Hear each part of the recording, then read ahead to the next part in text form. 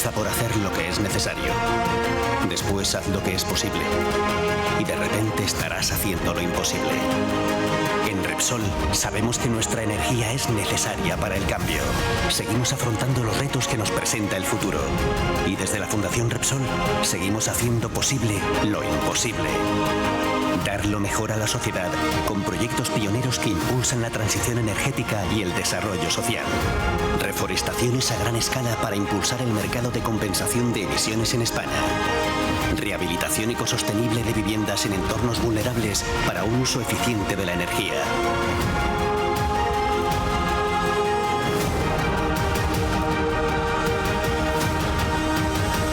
Logística sostenible. Economía circular y reciclaje. Llevamos 10 años impulsando el futuro de la energía con nuestro fondo de emprendedores, con resultados que avalan el éxito de la iniciativa. Unos objetivos cumplidos en los que la generación de conocimiento veraz y objetivo sigue siendo clave a todos los niveles, con nuestro ciclo de conferencias que se ha convertido en un reconocido punto de encuentro y debate sobre transición energética. Y la red de cátedras en universidades de referencia especializadas en aspectos claves para el futuro de la energía, ayudando a educar nuevas generaciones en energía, cambio climático, calidad del aire, movilidad sostenible, economía circular y los objetivos de desarrollo sostenible. Impulsando alianzas y compromisos con entidades sociales como vía de apoyo a la construcción de una sociedad más justa e inclusiva. Y seguimos contando con la energía de los voluntarios de Repsol, que ponen su talento a trabajar en proyectos sociales vinculados con la energía. Un año más, en Fundación Repsol estamos haciendo lo necesario para demostrar nuestro compromiso en construir lo que parecía imposible.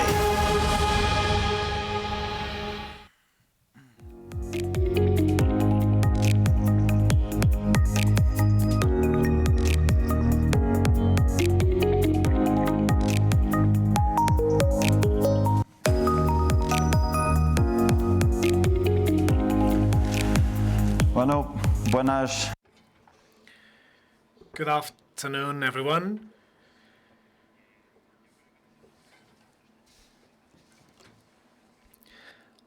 I think we have 10 countries connected through streaming. I don't know exactly how many people are connected right now. First of all, I would like to welcome you all to those who are here at the Conference Center campus at Repsol. We hope that you all are doing well. Just very briefly, I would like to start the conference with 3 key messages. First, it is a very simple message to express my gratitude. I want to thank the whole team from social area and volunteering programs at Repsol Foundation with Andres and his amazing team. Thank you so much for the work you've done.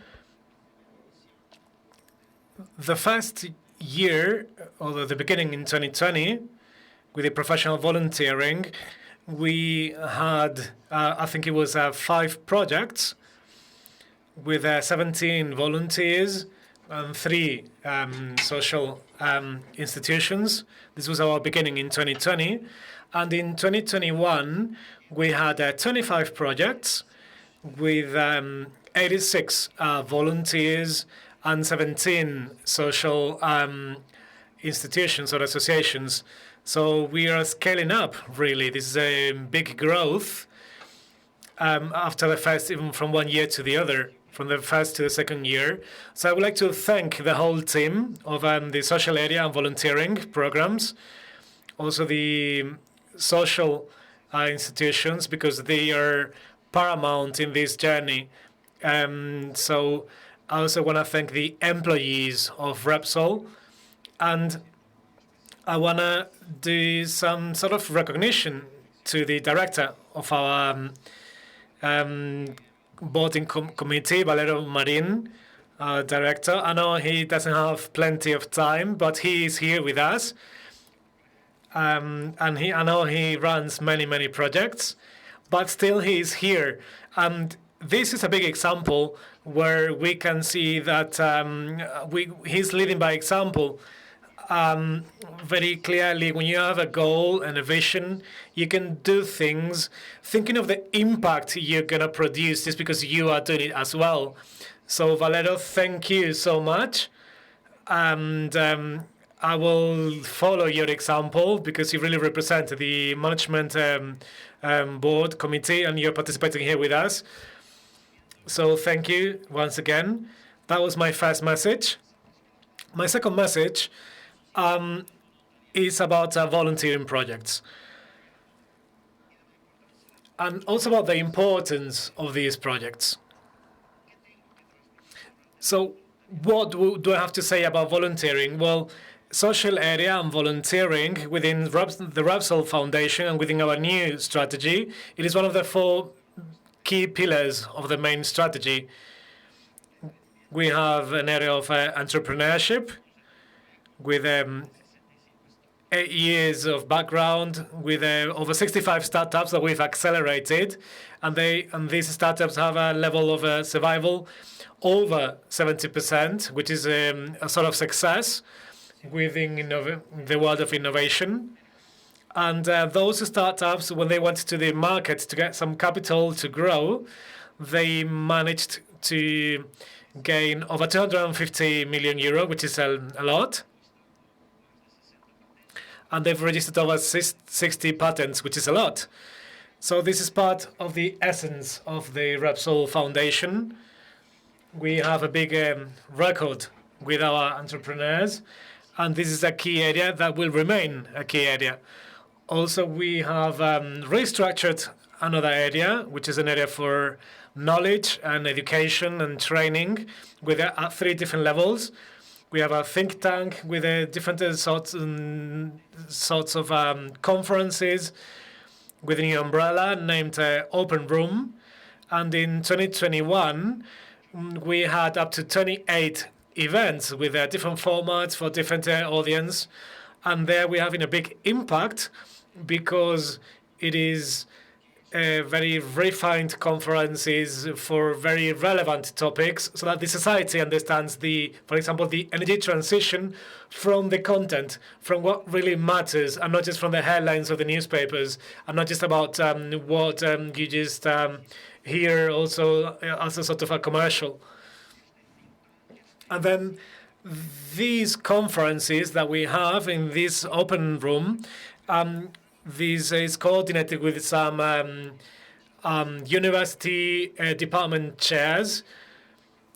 We are working with CO2 sequestration and storage with the Universidad Politécnica de Barcelona, also sustainability with the Universidad Politécnica de Madrid, decarbonization with the CAI Comillas, and hydrogen with the Navarra University, and circular economy with the University from the Basque Country. So we are working with 5 top universities in the strategic lines of for Repsol for the next years. And then we also have our digital thinkers Repsol platform, that will be an education platform to convey knowledge to primary and secondary schools in our country. So we are coordinating with the 17 regional governments. And right now we participate in over 1,000 schools, and our goal is to have a market share in primary and secondary school of about 15%. And this is very powerful. This is just amazing. We can compare this because this is part of our evolution. And also we used to have the portable or mobile classroom. So now we've taken this to the next level. So this is for our education area. Then we have social area and volunteering projects. And then we also have our social impact at Repsol with 4 lines of action. This is emissions reduction, sustainable economy, circular economy, and energy efficiency. And there we are having many new advances in the last years.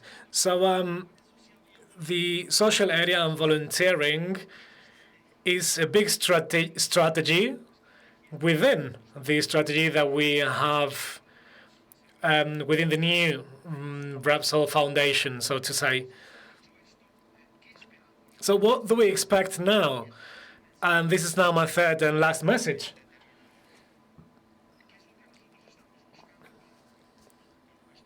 Our goal with our volunteering programs is to get to succeed in three things. One would be engagement. We need engagement from the people for a good volunteering project. We need to have a goodwill and specific goals. Second, volunteering projects are also good to develop talent, and professional volunteering will help develop talent. And third would be to be aligned.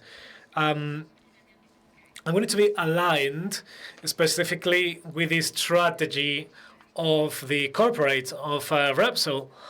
So if we are able to focus, if we can concentrate, and we can develop our goals, if people are committed,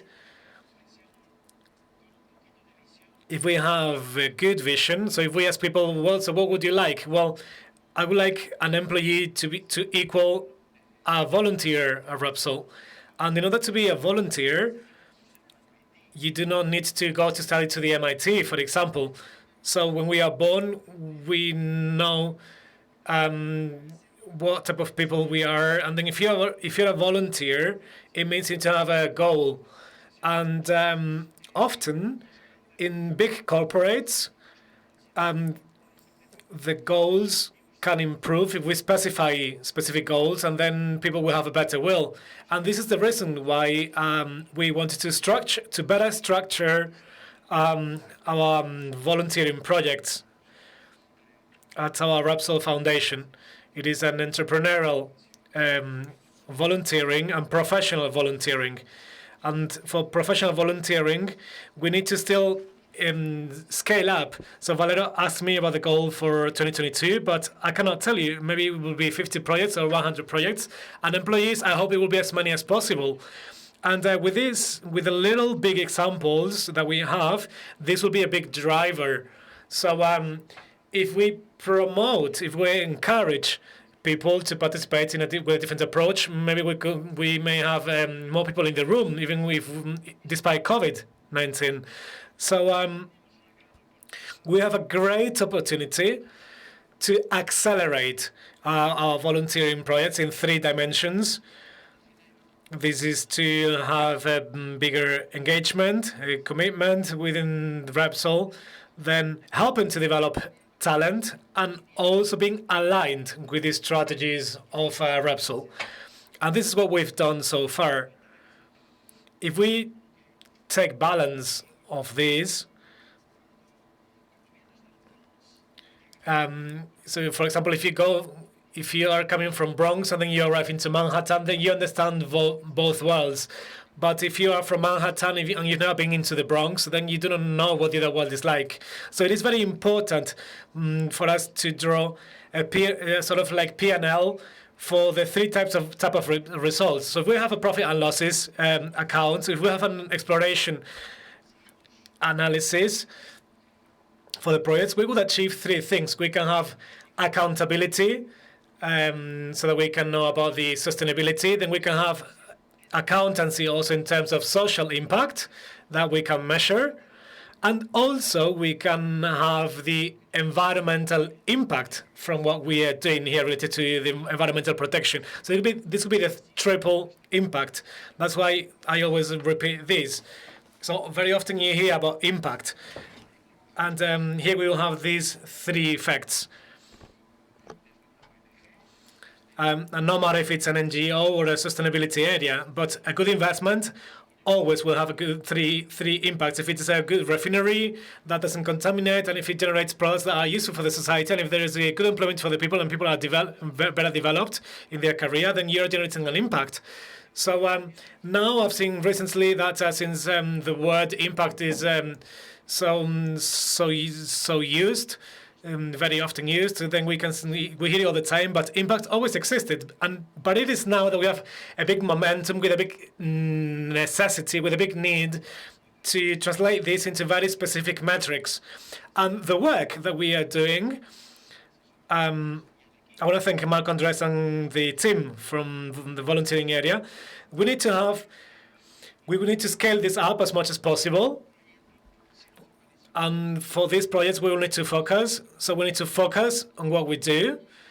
So we need to have projects to reduce emissions, circular economy, and energy efficiency, with all these three aspects within 1 year.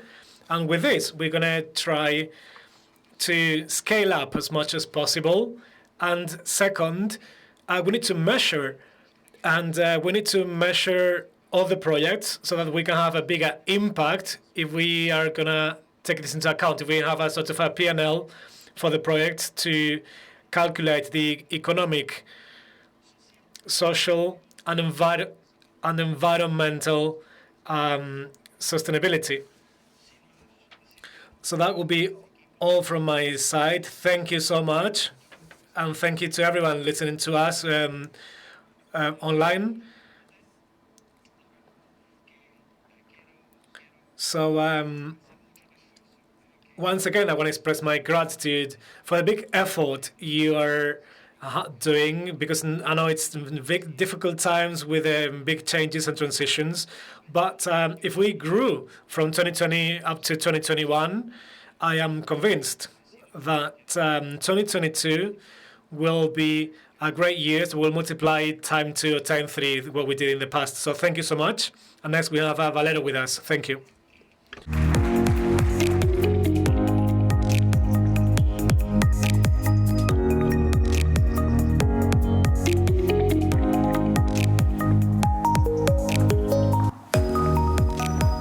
Hola, muchísimas gracias. Quiero empezar agradeciendo personalmente. Thank you so much. I want to thank Antonio and Marc personally for inviting me to be part of this project. And my gratitude goes not only to the foundation, because of course this event is important for the foundation, but I firmly believe that this is important for Repsol, but especially for the society. I have 4 very clear ideas before we start with the roundtable. So first is about gratitude. I'm trying to be smart now and trying to review different notes that I had, and checking the website of the foundation, which I check frequently.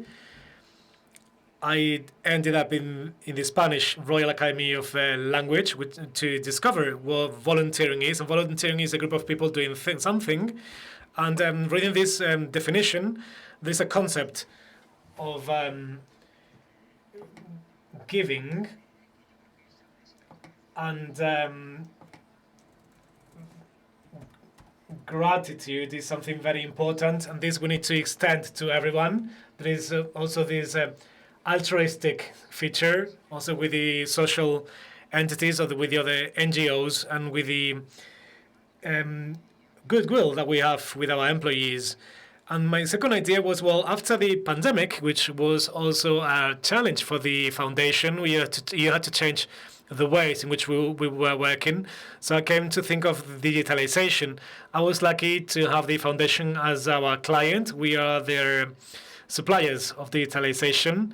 And in this pandemic, this has accelerated the adoption of digitalization. And I've seen very clearly how digital technology and collaboration environments, this has allowed for them to have a new tool to fight against the disconnection that has been created by the pandemic. So more and more, we will have a digitalized foundation, and I think this is the right path. This is the right way to try to tackle some structural problems that are being generated in the society due to the pandemic. And my 2 last ideas are related to this. One is volunteering and culture, and for me, these are 2 sides of the same reality. When it comes to volunteering, this is about responsibility, flexibility, integrity.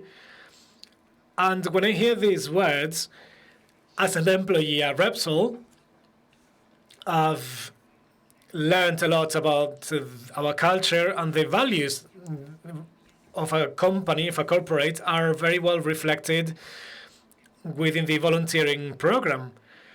So I really believe that the investment in efforts by the foundation with their program, with the yearly program, and trying to analyze the social energy from the employees and convey this to the society through the social institutions, this is the right approach. So at the beginning we thought, well, so now we've moved from 5 up to 25 projects. And for me, this means we've consolidated, within 1 year, we've consolidated some projects. Another growth will depend on the employees at Repsol. So I can only encourage the thousands of employees so that they can all join us, because if they discover those projects that we have developed and the projects that are yet to come, the more people we are, the more social energy we can channel to those NGOs, and so that the society as a whole can benefit from that. So I would like to encourage the Repsol employees to come closer to the foundation. It needs to be in person. It can be done digitally through the foundation to discover their initiatives.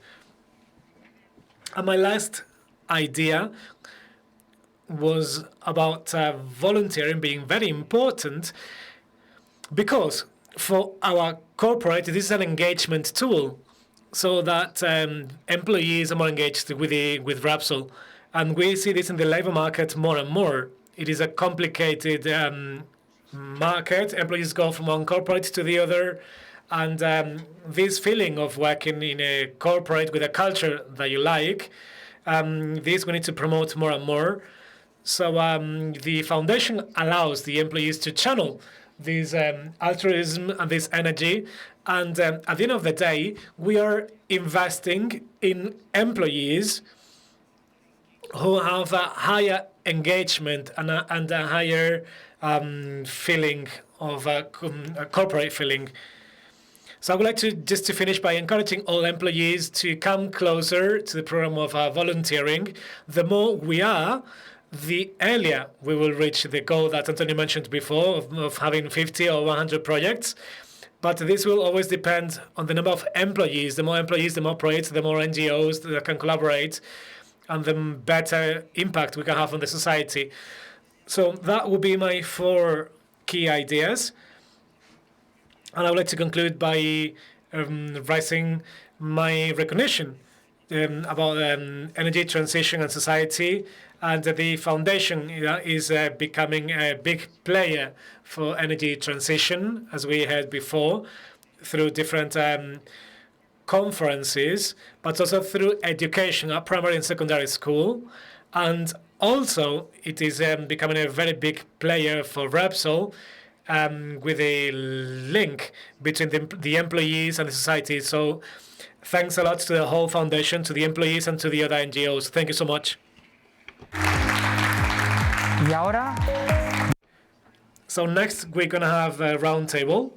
So please, if you want to come up to the stage, the people from the companies that will participate in the first round table.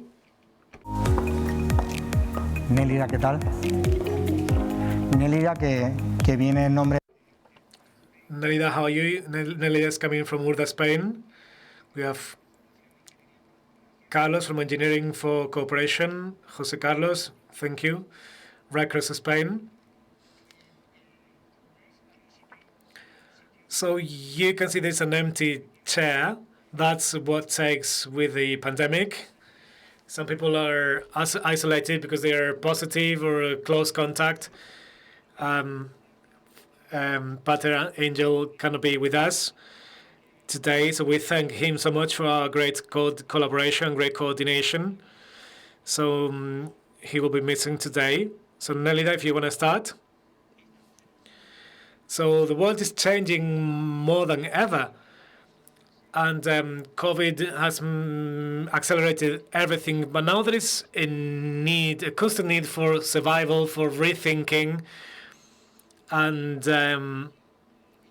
this is about opening new businesses, and this affects corporates, but also the social entities.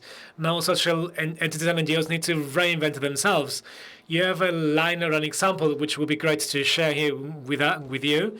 So now we can talk about this new line, and now this covers our vulnerable group, which is refugee women. So you can tell us about these ideas and about how the volunteering projects can play a big role there. Good afternoon. So the biggest challenge that we proposed Repsol Foundation from Urde, Spain, was creating a social company that gave work to vulnerable women, for example, immigrant women, female immigrants. This is the group we're working with. And we also asked Repsol to create a company which is sustainable, environmentally sustainable, and which is also related to circular economy. So it was a big challenge. Also, of course, we wanted the company to be profitable and competitive. I mean, we think that besides having a company that gives work, gives a job to our collective, also help our organization. So this is why we proposed Repsol. We gave them freedom to do whatever they wanted to, because we didn't have any priority, any special sector to work in. We just wanted to create our social company, even though we think that it's a hard challenge. 10 volunteers, 10 very brave people working here in Repsol decided to support us in this adventure, and we've been working together. We took a long time, first of all, deciding which type of business or activity we wanted to develop. And Repsol's volunteers, employees, first of all, mapped the area where our offices are and where most of our beneficiaries live, in order to get to know a little bit the needs of the neighborhood. They also interviewed a wide sample of our beneficiaries in order to get to know their skills, their preferences. And after that, they hold meetings with many companies that are already working in circular economy to see if there is a gap that we could fill and that would help us develop our social company. First of all, I want to say thank you to the Repsol Volunteers, because without them help, this could have taken us many years. We now have a business plan of a social company, and the volunteers have truly worked very hard with us. I would like to thank them, their talent, their involvement. Without them, we wouldn't have been able to even start our project. Finally, our business plan is doing a workshop that is going to manufacture working suits with recycled materials. So we are going to use those working clothes that companies are rejecting because they are where they are used, and we're going to create clothes from that. So our objective is to offer a dignified job to our beneficiaries. These are women that are living a very vulnerable situation. They cannot even cover their basic needs. So giving them a chance to access and to penetrate the labor market will change their lives completely. Also, thanks to the funds that the foundation has given us, we will invest in the company. We will buy different machinery and materials that we will need in this workshop. Finally, I just want to mention that besides helping us develop our business plan, thanks to the work of the volunteers, other opportunities have come up for Urde Spain, such as, for example, the fact that our beneficiaries will have the chance to participate in EcoEmbes trainings. Sisgau also will help us find employment for some of our beneficiaries, provided that we train them. So I just want to truly thank both Repsol Foundation and all of the team of volunteers that have helped us throughout this project. They've made a dream that we had a reality. So thank you very much. Thank you so much. I really like this idea of talking about volunteers as accelerators. This is a great idea, because otherwise it could take many more years if they would not do that. So volunteers are accelerators for things to happen. So thank you so much. So now, Spanish Red Cross. We know you give support to many vulnerable groups in different dimensions, but here in this project we hear about environmental protection, sustainable mobility. So these are concepts which historically were not linked to Red Cross. So what can you tell us about this, Jose Carlos, about this project and how the volunteers collaborate? First of all, thank you so much for the invitation. It's great to be here at Repsol. And we want to thank Repsol and Repsol Foundation for collaborating in this initiative.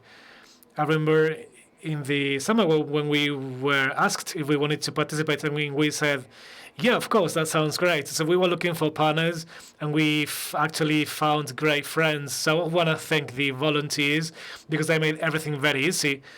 It's been very strange or complicated times with COVID, and many things happened in the last months, many challenges, but still all the volunteers were always happy, and they will always say, well, we'll do everything, we'll do that, and we'll be there for you. So we're very happy to participate. Red Cross has participated for many years in environmental protection. We have our own environmental protection plan, very much based on education, but some years ago, we had a very clear approach to minimize our environmental impact with all the activities that we do on a daily basis, because our activities generate a certain contamination, so we want to mitigate that. And for this, we wanted to develop a plan to help us minimize those impacts. And we were thinking, and then we developed our own strategy. And also, we were thinking of analyzing what the third sector does and what other companies do. So we were talking to Repsol Foundation and also to Repsol, because we are pioneers in this regard. So you guys were the perfect match. And for us, having great experts in this matter is very important. So you have been helping us in two projects. One was about sustainable mobility and about the grey fleet. So our people do travel a lot, so we want to minimize the impact. And as Antonio said at the beginning, we need to measure. We need to be able to measure what we are doing on our footprint. And the volunteers helped us to develop a diagnosis tool to calculate the travel patterns, and once we know the current situation, we can suggest measures to compensate this situation. And we loved this project. And then we have a second project, which is our compensation plan. And here, our goal is to compensate our footprint, and this we do with reforestation. And for that, we have the support of the volunteers to help us define the strategy that we need to follow to deploy this in the different sites that we have in the region of Madrid. We have 22 sites. And then we also, well, we've discussed with some colleagues, and we saw how important it is to analyze some different processes. We come from the third sector, but we wanted the Repsol team to tell us about their synergies, about their methodology, and how they measure. And this was very important for us, because this allows us to see how we can optimize processes and how we can measure. So we loved that. So you guys are a great journey soulmate, and you will be helping us to transform and to adapt to a new reality. So you are the best partner for that. Great, so thank you so much. I will give this message of journey soulmates. Thank you so much. So now, Carlos, we had the pandemic, sanitary emergency, so the habits have changed. Now we need to wear the masks, and we need to use sanitizing gel all the time. And now also we have the need of measuring the air quality. What can you tell us about this, and how is this executed, and how can volunteers participate in this? Please, if you can tell us about it. Good afternoon, everyone. I would like to thank Repsol Foundation for the corporate volunteering programs. And this is super interesting for small NGOs like ours, based on volunteers, because with this we can access knowledge, top-level knowledge and top-level information. And Repsol employees can also share with us their passion and their great knowledge. So our collaboration started one day. We were reading an article in the newspapers, and I could read that the UN had published a report saying that every year over 4 million people die because of respiratory conditions due to the air they breathe at home. In many countries, well, people just cook on the floor and things like that. So it is more people than those that die from malaria. So we're engineers for cooperation. So we wanted to have a device to measure CO2, which is an indirect measurement for ventilation. So the more you ventilate, the better the air should be at the homes. So this was our original idea. So it is a very simple device and very cheap, so that it could be available anywhere in the world. So that was our first initiative. And also we wanted it to be very simple, so that everyone or anyone could understand it, with colors green, yellow, or red. And with that,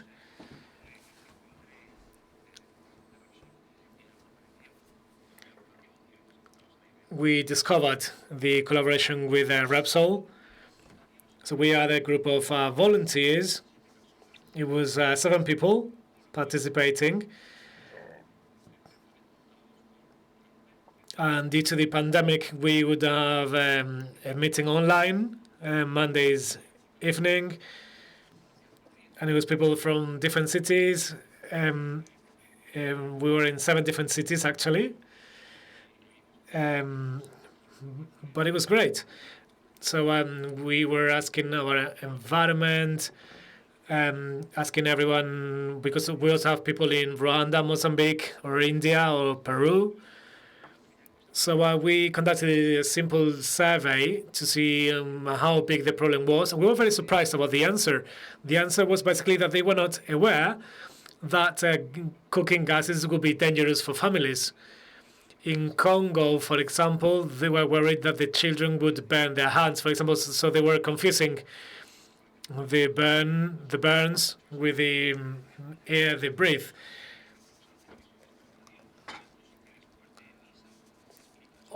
So we thought it could be useful, for example, to have these explanations being given, for example, after church, at the end of the church session. So we started with that idea.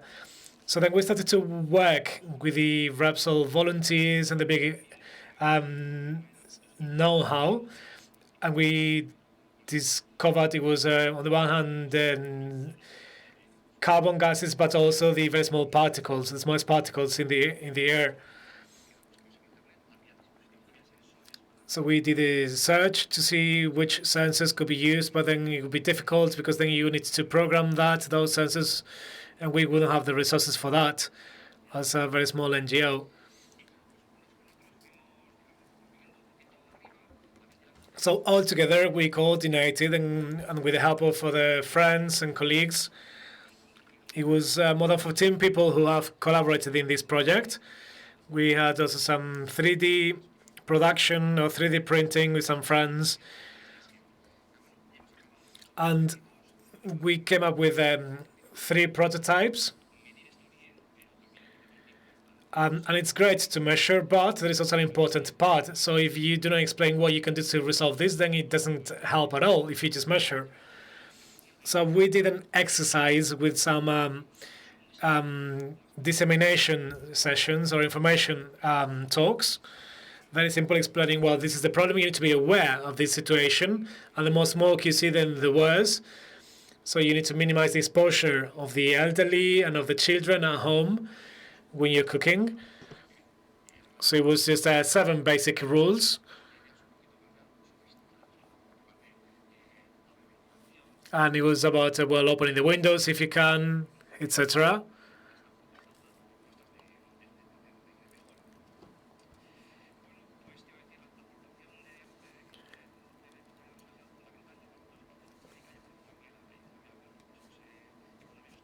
So also we had some economic resources to do some prototypes, and then we were able to have some information talks, and we will translate the information to the different local languages, so that this work, this passion we have in this project can contribute to the life quality of many people. Also, we have recommendations and instructions to maybe change the fuel that they use, if they use, for example, wood,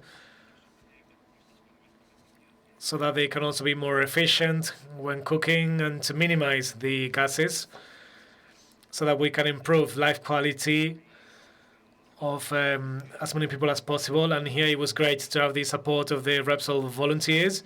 Now we're moving into stage 2, which is bringing all this information down to all these countries and making people aware, raising awareness about this problem.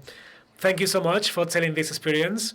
Jose Carlos also mentioned something about this before. This is the vision of a volunteering project, about the technical capacities, which is in the line of the message we had at the beginning. This is about being, well, the volunteers as an accelerator to contribute, to help have a long-term journey, and so that we can be partners to help you develop those projects. So I thank you for being here with us. Once again, Mensajeros de la Paz, they cannot be here today due to the COVID pandemic. So once again, I would like to encourage all employees at Repsol to come and discover our volunteering program, because the more the merrier, and the more projects we will be able to participate in. So I also want to thank all the different NGOs participating here in this big number of projects. So I think next we have a video.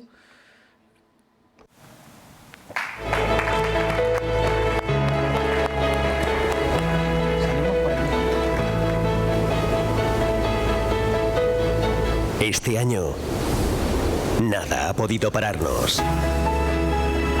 Cada día, la energía de nuestros voluntarios ha puesto en marcha el talento que mueve nuestro mundo, centrándonos en los retos que realmente importan. Un talento capaz de impulsar nuestro compromiso para una transición energética más justa e inclusiva. avanzando con cada proyecto, con cada actividad, con cada voluntario, con todos los que en 2021 hemos participado en el voluntariado Repsol para impulsar esta transformación social, afrontando hoy los desafíos que nos presenta el futuro, uniendo profesionalidad, experiencia y ganas de crecer para ser parte del cambio. Gracias por ser voluntario Repsol y liderar la transición energética y la acción contra el cambio climático. Pero el reto no se para aquí. En 2022 tienes una nueva oportunidad de demostrar tu compromiso y dar solución a nuevos desafíos, sea cual sea tu perfil. Porque el voluntariado genera un impacto positivo en la sociedad y es motor del cambio. Únete al equipo que llega más lejos. Hazte voluntario en fundacionrepsol.com.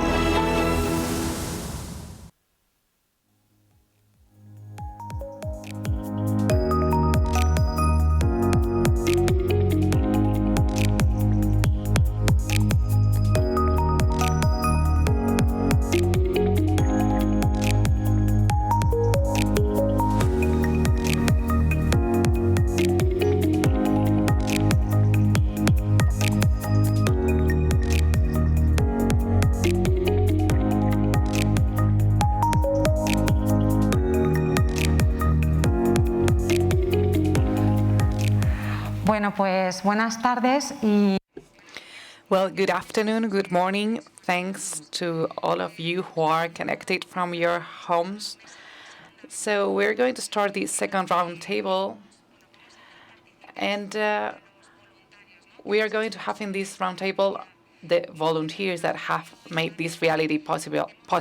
As Antonio and Valero have said, in the year 2020, we had the chance to understand the social reality, and we had the chance to create transforming opportunities together with social entities. This is what we've seen in the previous roundtable, and now we're going to talk to the people that made that possible, the volunteers. In this, well, first of all, in this roundtable, I would like to thank the 86 volunteers that have made this possible. And also, on your behalf, I would like to introduce the 4 people that will showcase your experience as volunteers. We've been able to create opportunities with social entities with which we are working. And we are focusing especially on energy transition projects because we've understood that emission reduction, energy efficiency, circular economy, and sustainable mobility were going to be the pillars, the lines in which we should work. These 4 pillars are represented here with our 4 volunteers, and they will explain what this has meant to them. We are going to start with Juan Antonio Monterroso, who's an engineering director. He's been working with URDE Spain. Welcome, Juan Antonio. I also want to introduce Asier. Asier is a business development project senior manager. He's been working with Cruz Roja. Welcome, Asier. Also, I would like to introduce and welcome Silvia Catoria, process engineer. She's been cooperating with ICLI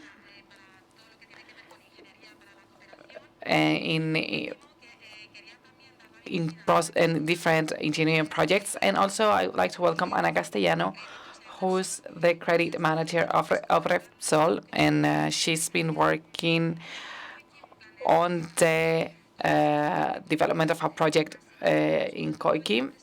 So after introducing the 4 speakers of this roundtable, first of all, I would like you to contextualize the volunteering projects in which you've participated. As it was said at the beginning, being a volunteer gives you the chance to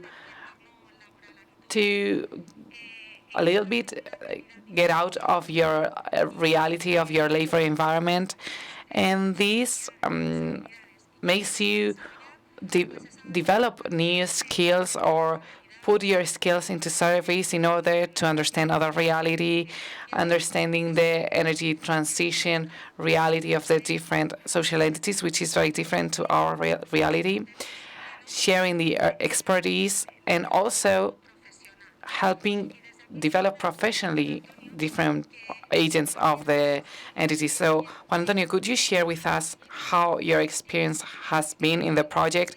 What have you done? What's the impact that you've caused? And how was your personal experience as a volunteer in this project? Tardes. Good afternoon. So Nelia explained the project that we're doing with the Repsol Foundation. So we're focused at circular economy as a concept. The team first thing had to understand the possible business models and different areas where we could work. And thinking of the manufacturing of, for example, canned food or reuse of furniture. We interviewed people in an NGO working with refugee women. So when we thought of a project like that, we thought, well, I do not know anything about it. I cannot even cook some jam at home, or I don't know how to recover some trousers. But this forces you to sort of like open your mind and start learning and discovering other companies. We had meetings with many companies to discover the value chain of the different sectors to see how we could help develop a sustainable model. So once you know the people, you discover a lot, because for us, we have social and environmental respect, but then when you discover the people and when you see which impact you can have to change the lives of people, it is then where the project gains a whole new dimension. It takes time, it takes a commitment, but it's always worth it. Thank you very much. I have another question for you before giving the floor to Asier. Which aspects would you highlight of this experience, of the experience of being a volunteer? How could we encourage other employees of Repsol to participate in this professional volunteering program? Lo que acabo de decir, el ver que Well, especially what I said, it is when you see that, when you can really notice the impact on the people's life, that's the very best. When you see engineering and construction projects, and it is just amazing.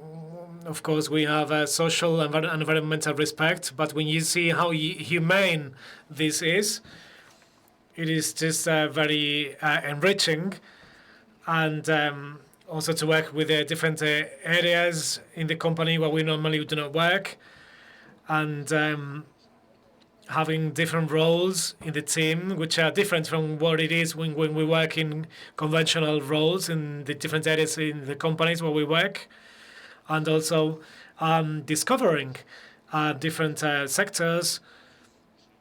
This is very enriching at a personal level, and obviously it takes dedication, it takes time. And I know everyone has so little time after work and with our personal lives. But it was great to hear before about the impact that has been generated. And we've accelerated that idea. And the personal impact is just amazing. It makes you feel good.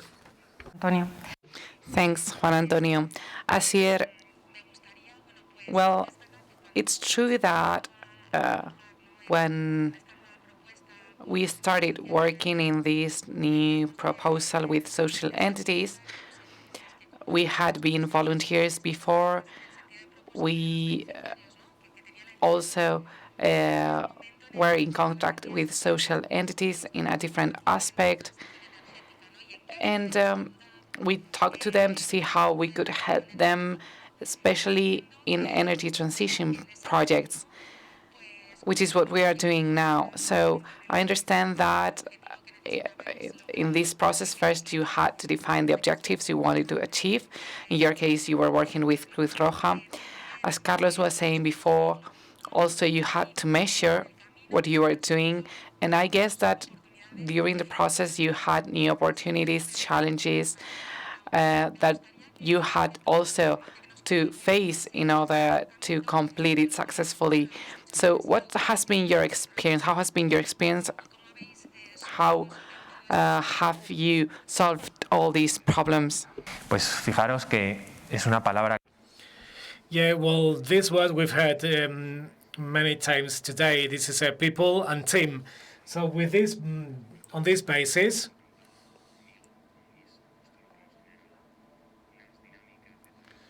we have created some working dynamics. So we generate many links here, and this is very enriching at a personal level. And it's been great to work with the Repsol Foundation, and this contributes a lot to teamwork.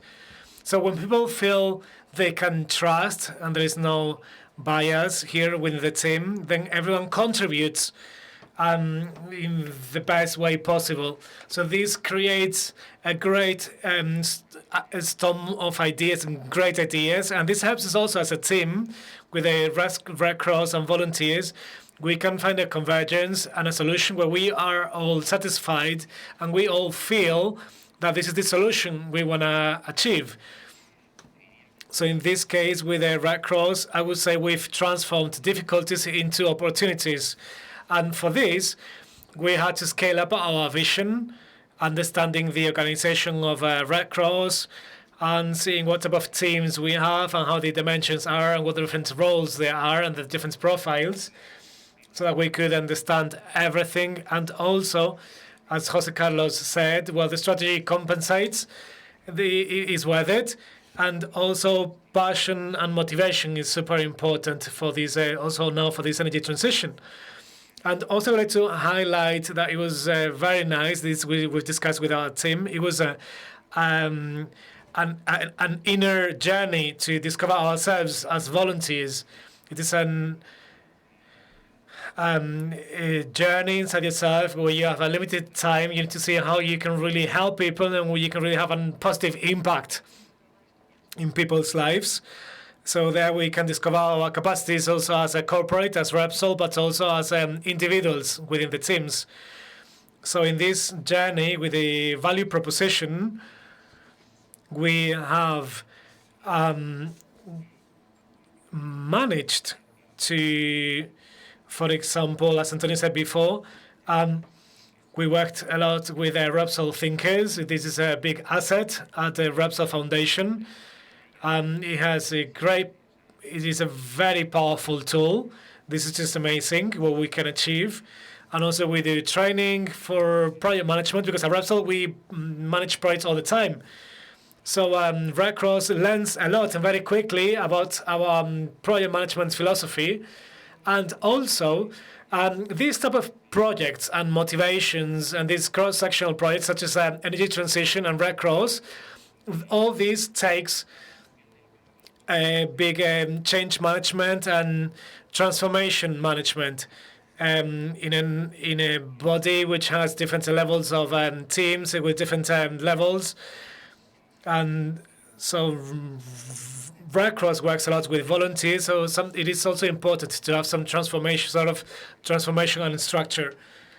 And as Jose Carlos said at the beginning, in this introspective journey to discover yourself, we've discovered that as a team, with the limited time that we had, instead of having very specific proposals on a specific energy transition, we thought that the biggest impact we could have was to deliver the structure, having the framework for ideas, for thinking, so that the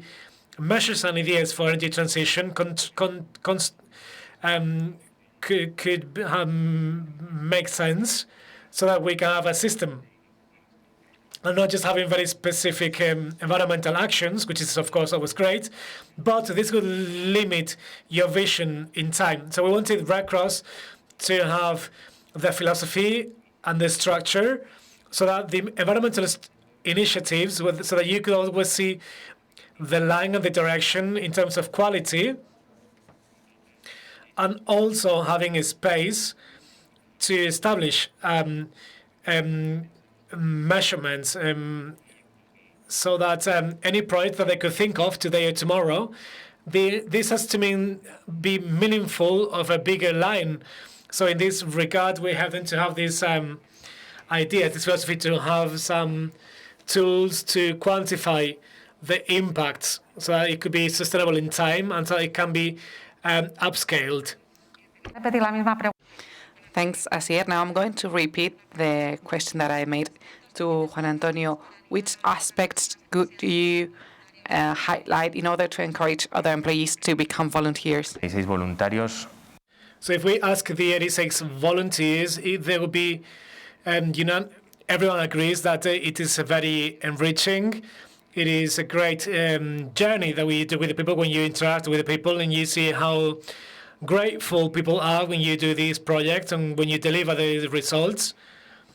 And if you work in projects with impact with the foundation, this is a great luxury that we have at Repsol. And as we said at the beginning, you have these links that are established, and we have people. And normally it's people you do not work with on a daily basis because they are in a different area, but we can build very strong links, and this is the best way to do team building for a corporate. Thanks so much, Asier. Silvia, I know that also in your project of engineering projects, you had to face huge challenges. You had an objective to achieve too. And one of the challenges that you've had, and which has been a challenge for all of the volunteers, is that we have projects, we have objectives, but we also need to have the skills that we need in order to face the challenge. And when you started in your team, you were only 2 people, 2 employees that had to give an answer to this problem. And you started working little by little, but in the end, you've made possible to have other team members with you, and you created a great team that has solved the problem that you had. Could you share with us what have you done? How was your experience? Which are the challenges that you had to face? Well, firstly, the team was created very naturally. At first, we were 5 people, not just 2. I mean, we were 2 people from the Repsol Foundation, but in total we were 5. So it was Carlos and me, and then other 3 people in the team, José Luis, Bruno, and Ander, which are part of the social entity. So from the beginning, we saw that we had 3-4 locations: Bilbao, Madrid, Chicago, and Edinburgh later, because Bruno moved there. So, as Carlos was saying before, one of the areas of the project had a highly technical content, which was building a simple device that measures particles and CO2. So the 5 people that were members of the team at that time had a technical profile, but in order to develop this device, we needed someone that knew how to work with electronics and software. And Marco and Alba started working with us. Marco was a volunteer, but didn't have a team yet. And this project was perfect for him. And Alba was part of the project before even being part of it, because she is my sister. And in the first meeting, when we thought that we were lacking that type of skills, I knew that she was willing to work with us because she was working in something similar. She had the training, she had the knowledge, she was interested. So she was part of our team even before we had a team. So after Marco and Alba entered our team, we added two more locations, Bolivia and Coruña in Galicia. And well, I mean, working like that from different locations is on our daily basis now. We have the tools to share documents. We are used to working like that. So we just had to respect schedules. We had meetings about 4 or 5 p.m. so that Marco didn't have to wake up very early in the morning. And I think that this was not a disadvantage. In fact, it was sometimes an advantage because Marco and Alba, who were working from Bolivia and Coruña, started developing measurement prototypes. And when they started working, some of the materials were very easy to find in Bolivia, but not that much in Spain, and the other way around. So they first drafted a list of equivalent materials that could work either way. And in the end, this was an advantage because the device should be easy to repeat in the different locations where the project will take place, Rwanda, South America, etc. So this thing of being in different locations forced them to find different solutions, different alternatives that are going to be an advantage for the project. So this is what I would like to highlight from the point of view of the project. But personally, also, I agree with Asier, I agree with Juan Antonio. In the end, I've participated in other volunteering projects, and I think that in all the cases, I always learn more than what I give. And learning has been very important here. I mean, there's been a technical learning, which is interesting because I've acquired basic knowledge in electronics that I didn't have. But of course, for me, the most important learning is that learning which is more related to human factors, meaning, for example, acknowledging the problem of the social entity. I didn't know that aspiring this type of smoke was so dangerous. Also, I got to know different situations of the locations where the project will be developed. Recommendations in each location were different. Also, how to spread the information was different depending on the social structure of the different locations. For example, Sunday during Mass was a great moment in some regions because it was a rural region that didn't have such a bigger organization. So I would like to emphasize the knowledge that ICLEI has shared with us. I would love to keep on collaborating with them. And also I'm going to repeat 2 more words that I really like, which are team and people. Working with a team of different people from different locations, but with a common goal, which is helping others, I think that is very enriching. I mean, in the end, people are the most important factor of this type of experiences. Thank you. And, well, Anna, you've been also working in the development of a center for Pideco. Which are the aspects of the project that you'd like to highlight? What has the project meant to you as a person and as a volunteer? Thank you, Mar. So we've been working with Copedeco for a long time. They had started this project with Koiki some time ago. And in the first meeting that we had with them, they were saying that taking into account the time that they were devoting, they couldn't achieve their objectives, and they have very high costs. So they wanted to take the opportunity to decide whether they would continue with the project or not. So we were working on a project in the framework of sustainable mobility, and we suddenly realized the consequences that our analysis could have for the project. I mean, if we saw growth opportunities or not for the project. The two people that had been working with Koiki in the project could lose their jobs if we didn't find growth and opportunity in the project. So this was the first challenge that we had to face. We had to know exactly what we had to do there. We did analysis of the processes that they had and the economic figures that they had.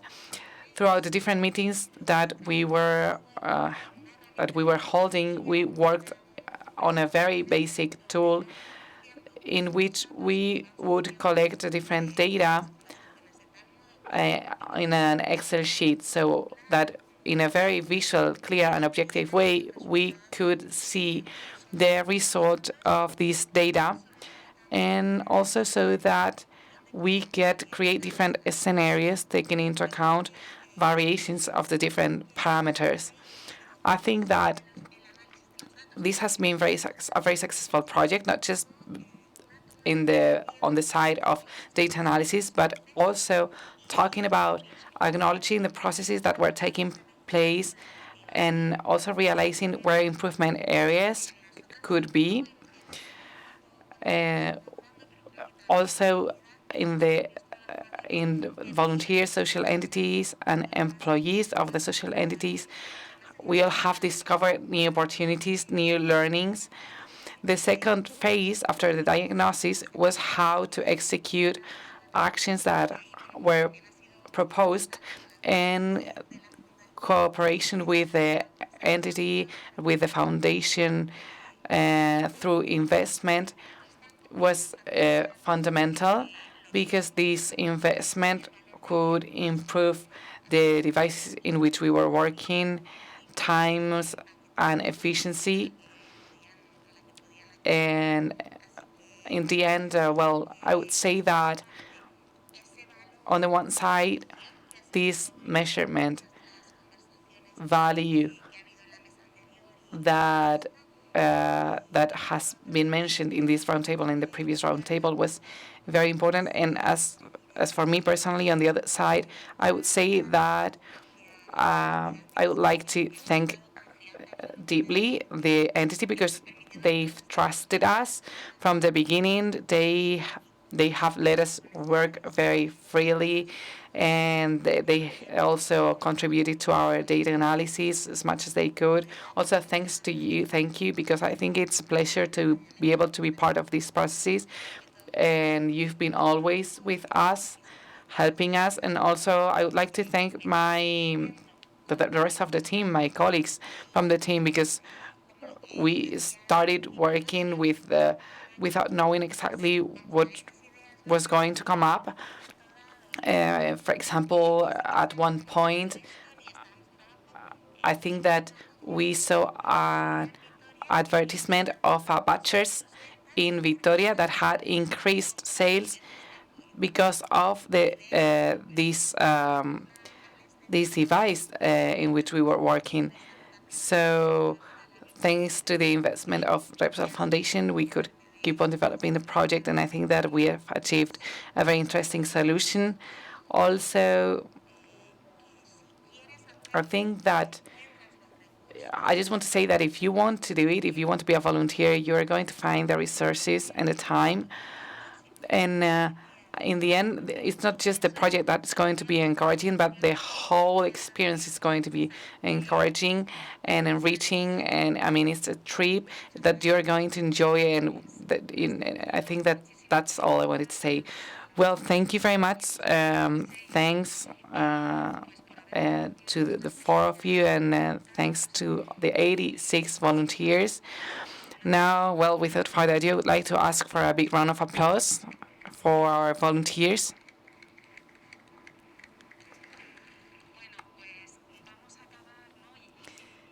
And well, we're about to close this event, but before that, I just want to say, first of all, thank you. I would like to thank the social entities. I think that several in several occasions. This has been said already, but this is how we feel. I mean, thank you to the social entities, because you are there working in the social area. You are there, you know where the needs are, you understand the beneficiaries and the different vulnerable collectives that you're working with. Thank you for being there, and thank you for giving us the chance as volunteers to participate in your work. So thank you very much to social entities. Also, thank you to the volunteers for making this possible. I mean, if we could only talk theoretically about it, and it would be great, but if we don't have people that say, okay, I'm going to commit with that, I want to be part of a team of volunteers. Without you, we couldn't transform reality. We couldn't have achieved the objectives and the goals that you have achieved with social entities.